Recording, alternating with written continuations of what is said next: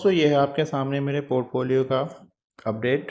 आप देख सकते हैं इन्वेस्टेड अमाउंट है 1,14,000 रुपये और फिलहाल नो प्रॉफिट एंड लॉस की सिचुएशन यहाँ पे बनी हुई है।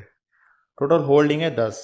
अभी यहाँ पे जो मैंने अमाउंट वाइज जो पैसे को कंपनी को डिवाइड किया है वो देख सकते हैं आप। ट्यूब इन्वेस्टमेंट में मेरा सबसे हैवी इन्वेस्टेड अमाउंट है क्योंकि इसका मार्केट कैप भी सबसे ज़्यादा है।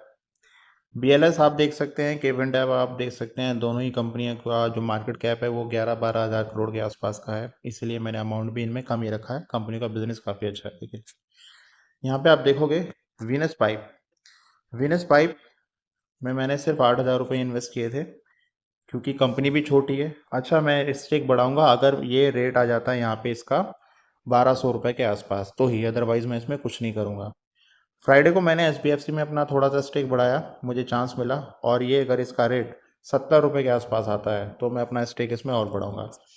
इसी तरह से यहाँ पे टाटा टेक, लक्ष्मी ऑर्गेनिक और LT फूड में भी देख सकते हैं आप। टाटा टेक में अगर ये आ जाता है रेट इसका 1,000 रुपये या 1,000 रुपये से नीचे तो ही मैं अपना स्टेक इसमें बढ़ाऊंगा, नहीं तो मैं इसमें वेट एंड वॉच करूंगा। और लक्ष्मी ऑर्गेनिक और यहाँ पे LT food, Lakshmi organic LT food में आप देख सकते हैं यहाँ पे लक्ष्मी ऑर्गेनिक में मैं कुछ नहीं करूंगा क्योंकि लक्ष्मी ऑर्गेनिक जो है केमिकल सेक्टर की कंपनी है और फिलहाल आप देख सकते हैं केमिकल सेक्टर बहुत अच्छा नहीं चल रहा है, तो अननेसेसरी बाय ऑन डिप नहीं करना है। हाँ, अगर ये और हैवी डिस्काउंट पे अवेलेबल होगा, मान लीजिए ये गिरता है मेरे रेट से यहाँ पे 25% के आसपास, तो ही मैं अपना स्टेक इसमें बढ़ाऊंगा, अदरवाइज मैं जस्ट वेट एंड वॉच करूंगा। क्योंकि अमाउंट को इस तरह से फंसा देना वो मेरे मेरे हिसाब से ऐसा मुझे लगता है कि वो लॉजिकल नहीं होगा। जब हमें पता है कि पूरा का पूरा केमिकल सेक्टर नहीं चल रहा है तो बेकार में अमाउंट को इस तरह से फंसा देना वो ठीक नहीं है। कंपनी अच्छी है, फंडामेंटली भी अच्छी है, कंपनी के ऊपर डेब्ट भी नहीं है, उधार भी कंपनी के ऊपर नहीं है, लेकिन फिलहाल वेट करते हैं, जब ये 25% के डिस्काउंट पे आएगा तब देखेंगे। LT फूड के साथ भी सेम सिचुएशन है, ये भी कंपनी अच्छी है लेकिन अभी हैवी डिस्काउंट का मैं वेट करूँगा। यहाँ पे इरेडा में मैंने फ्राइडे को थोड़ा सा बाइंग किया था, नंबर ऑफ स्टॉक 4 ही लिए थे मैंने, क्योंकि मैं धीरे धीरे इसमें अपना स्टेक बढ़ाऊंगा। और एक ये अच्छी कंपनी है, मार्केट कैप भी इसका 30,000 करोड़ के प्लस है और कंपनी भी अच्छी है। यहाँ पे आप देख सकते हो मेरा एवरेज प्राइस है फिलहाल 127 रुपये। ये आएगा यहाँ पर 100 रुपये के आसपास, तब मैं इसमें और होल्डिंग को बढ़ाऊंगा धीरे धीरे। तो ये मेरे जीरोधा का पोर्टफोलियो का अपडेट है। मैं आपको ग्रो ऐप का भी दिखा देता हूँ। यहाँ पे ये रहा मेरा ग्रो ऐप का पोर्टफोलियो का अपडेट। अब आप देखोगे यहाँ पे इन्वेस्टेड अमाउंट है 3,35,000 रुपये और फिलहाल 1,00,000 रुपये के आसपास का मुझे रिटर्न मिल रहा है। ये मैंने पिछले साल सितंबर में बनाया था। अभी आप देखो फ्राइडे को निफ्टी को बीट किया है इसने, इजीली बीट किया है। वो ऐसा इसलिए कर पाया है क्योंकि यहाँ पे आप देखोगे ना, ये मैं इधर दिखाता हूँ आपको, यहाँ पे सभी कंपनियां डिफरेंट डिफरेंट सेक्टर की हैं। VBL को आप देख लीजिए, सबसे हैवी स्टेक मैंने यहाँ पे लिया हुआ है, सबसे ज़्यादा पैसे मैंने यहाँ लगाए हैं। कंपनी भी अच्छी है, फंडामेंटल भी अच्छे हैं, कंपनी बहुत बढ़िया है, अच्छा ग्रोथ है कंपनी में दिखाया है पिछले कुछ सालों में और आगे भी हम उम्मीद कर सकते हैं अच्छा ही ग्रोथ दिखाएगी। ट्रेंड है, ये भी कंपनी अच्छी है, KPIT है, ये भी कंपनी अच्छी है, तीनों ही कंपनियां वेल एंड गुड है अपनी जगह पे। अब आप यहाँ पे देखोगे, यहाँ मैंने KPIT टेक लिया है, ठीक है। तो मैंने क्या किया, यहाँ पे इधर ये यहाँ पे आप देखो, वहाँ पे KPIT टेक है तो यहाँ पे टाटा टेक है, मतलब दोनों ही कंपनी का जो मार्केट कैप है ना वो ऑलमोस्ट सेम है, लेकिन दोनों ही कंपनी का बिजनेस भी सेम है, लेकिन मैंने दोनों ही कंपनियां अलग अलग ली हैं, अलग अलग पोर्टफोलियो में ली हैं। टाटा टेक मुझे अच्छे डिस्काउंट में मिल रहा था इसलिए मैंने इसमें पैसे लगाए, ठीक है, जबकि बिजनेस KPIT टेक का ज़्यादा अच्छा है।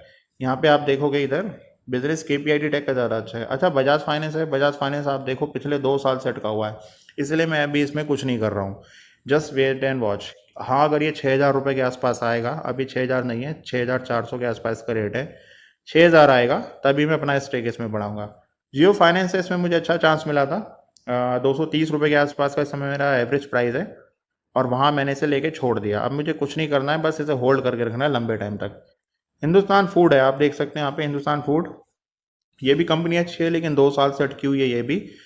अब अगर ये और ज़्यादा नीचे जाएगा, इसका अभी फिलहाल 480 रुपये के आसपास का रेट चल रहा है, अगर और नीचे जाएगा तो ही मैं इसमें करूँगा, अदरवाइज मैं भी इसमें वेट एंड वॉच करूँगा। FCL आप देख सकते हो, FCL कंपनी अच्छी है, इसमें सिर्फ जो है मैंने 16,000 रुपये लगाए थे, ज़्यादा पैसे मैंने इसमें नहीं लगाए। और आप देख सकते हैं यहाँ पे FCL में फिलहाल मुझे ठीक ठाक रिटर्न मिल रहा है। और ये है येस बैंक। येस बैंक पे आप ध्यान नहीं देना, ये बस मैंने इसलिए लिया हुआ है ऐसे ही, इसमें मेरे कुछ करने का इरादा नहीं है, बस यूं ही ऐसे ही ले लिया है मैंने इसे, ताकि परचेजिंग और सेल और बाय चलता रहे। तो ये है मेरे पोर्टफोलियो का रिव्यू दोनों का ही। मैं आपको स्क्रीनर पे ले चलता हूँ, स्क्रीनर पे आपको थोड़ा सा अच्छे से समझ में आएगा एक बिगिनर के पॉइंट ऑफ व्यू से कि बिगिनर को कैसे वेल डाइवर्सिफाई करना चाहिए अपने पोर्टफोलियो को। तो स्क्रीनर पे चलते हैं।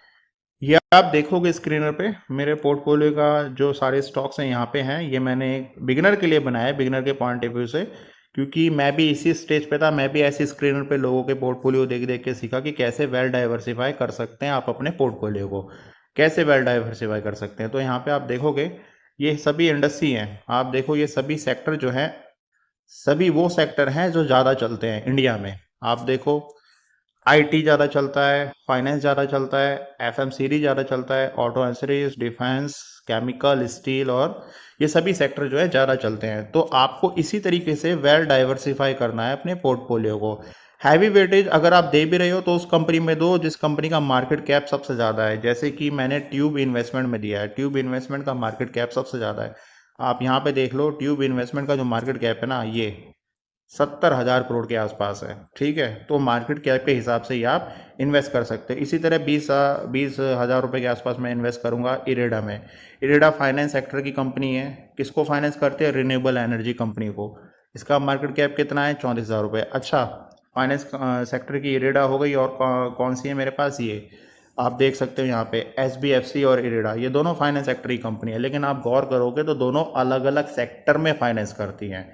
इसी तरह से डाइवर्सिफाई कर सकते हो अपने पोर्टफोलियो को। इसी तरह टाटा टेक और BLS, ये दोनों कंपनियां IT सेक्टर से बिलोंग करती है, लेकिन टाटा टेक EV सेक्टर को देखता है और BLS वीज़ा सेक्टर में है। तो ये दोनों ही कंपनी का बिजनेस मॉडल बिल्कुल अलग है। आपको पोर्टफोलियो ऐसे बनाना है कि आपके जो स्टॉक्स हैं ना वो क्लैश ना हो आपस में। ऐसा ना हो कि एक ही सेक्टर के, एक ही इंडस्ट्री के आपने एक से ज़्यादा स्टॉक्स लिए हैं, उससे फिर फ़ायदा क्या है? चलेंगे तो सब चलेंगे, नहीं चलेंगे तो कोई भी नहीं चलेंगे। तो इसी तरह से आपको करना है एज अ बिगनर। ये आपके सामने है मेरे पोर्टफोलियो का रिव्यू, और नेक्स्ट वीडियो के लिए आप बने रहिए। तब तक के लिए बाय बाय।